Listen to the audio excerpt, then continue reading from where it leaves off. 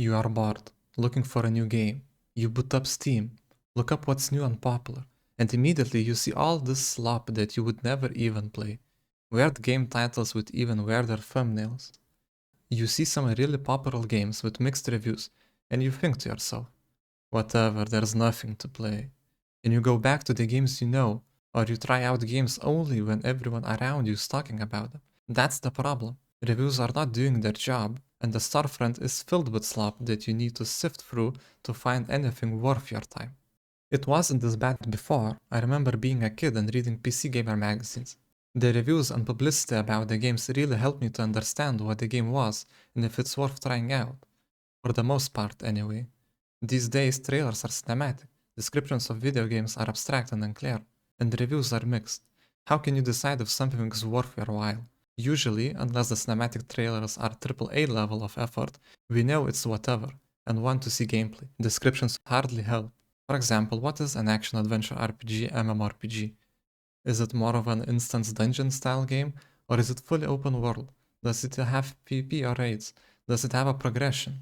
What about battle passes? Is it pay to win? Nothing is clear. Let's compare it to New World Eternum.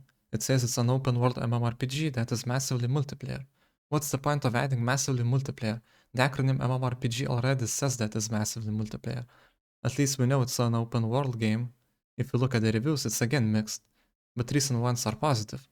Does that mean that the game actually got good, or that it was always subpar to other MMORPGs, and that only the loyal players stayed, and are the only ones giving good reviews?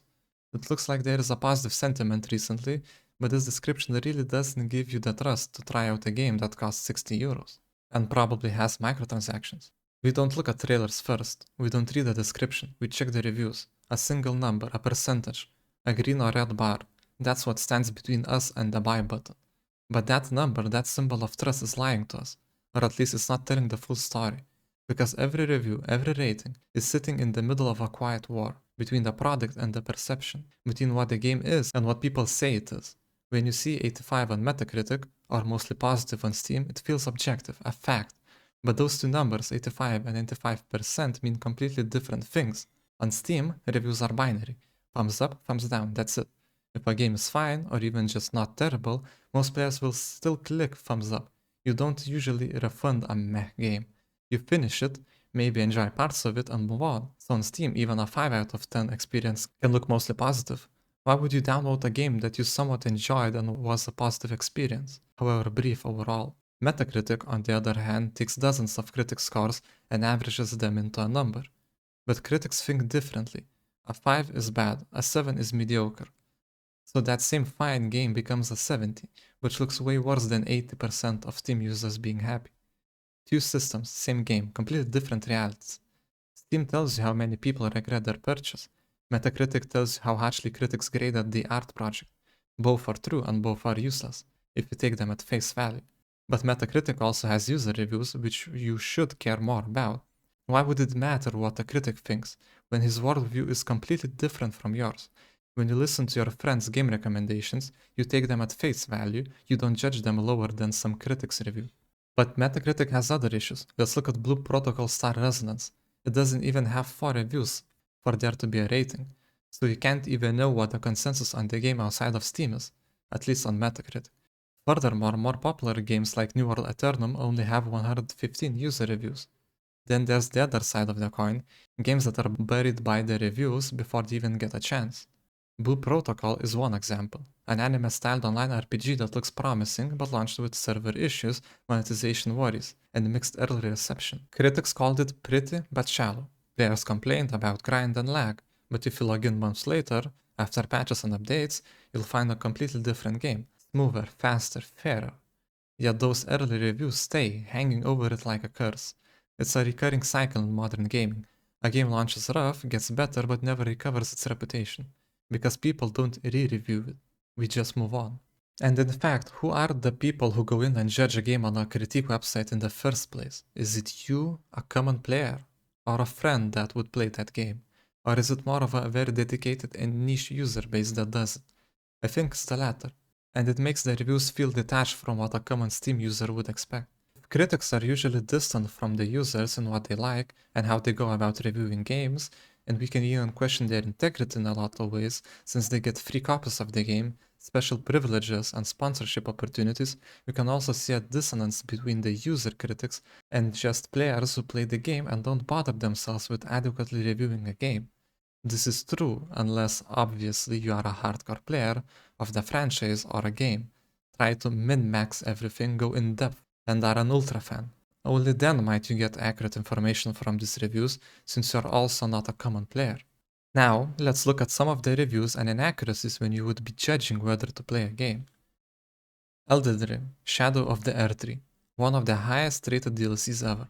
Critics called it a masterpiece. A 94 score on Metacritic from critics is really good.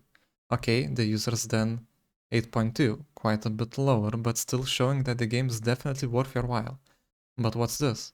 A Steam rating of recent reviews of only 65%? Some reviews are citing performance issues, others are citing that the final boss is poorly designed, others are saying that the world building is great, others are saying it's bad. It's a mess. Overall reviews are positive though, but how much can we trust overall reviews if after all we would be playing the game now and not when it was released with positive reviews?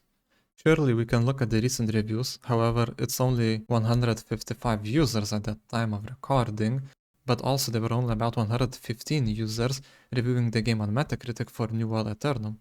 So what gives? The reviews in this case are absolutely useless, since they are all signaling different things. Some say it's good, some say it's bad, others say it's the worst thing ever, and the rest are praising it.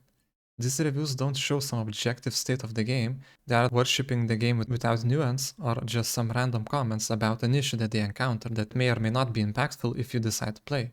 So are the reviews wrong? No, they're just not good reviews. There are other ways to judge a game. A description. A hard plastic case with cover art perhaps. Let's look at the Command & Conquer Red Alert 3 box cover at the time to see how things were different, if at all. Well, for starters we have actual gameplay footage and clearly written text about what to expect. We have parachuting bears, dolphins with sonic weapons, and massive samurai robots. We have over 60 minutes of, at the time, high definition video sequences.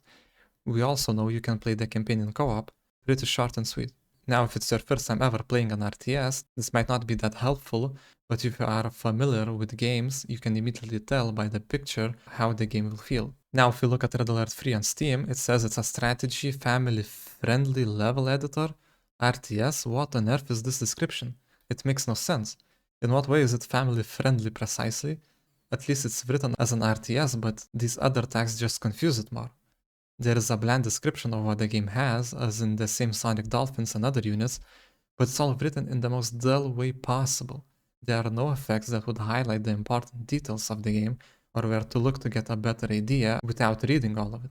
I would always prefer the style of the Red Alert 3 hard plastic cover, with all the art and fluff that comes with it. At the end of the day, there's no such thing as an objective review. Every score, every comment, every overwhelmingly positive tag is filtered through taste, patience, expectations, and mood. When you're deciding what to buy, you're not comparing numbers, you're comparing values.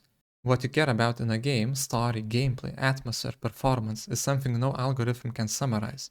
Which is why one of the better ways to grasp what the game is about is to just watch a streamer play it in real time and ask him questions. However, that is probably only relevant if he actually plays those types of games. Since if he is, let's say, mainly an FPS player and is only playing this MMORPG game for a bit, then we'll go back to his FPS game. He doesn't like the systems these types of games have, otherwise he would have been playing them way more. Not to say this review is invalid, but it's not accurate for you, unless you are in a similar boat as him.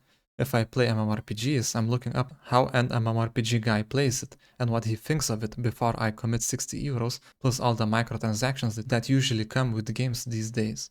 YouTube videos are great as well, you don't need a stream. But usually you can't ask the person doing a video a question and expect a response, or the review will come way later and you want to decide to play that game that day or the next. A good review doesn't have to be some in-depth out-of-touch nuance that goes over the common player's thought and microanalyzes what would be obscure elements. But also that is a perfect review for someone who's looking for that. And at the moment, reviews are a mess. And I really hope reviews and game descriptions become way better.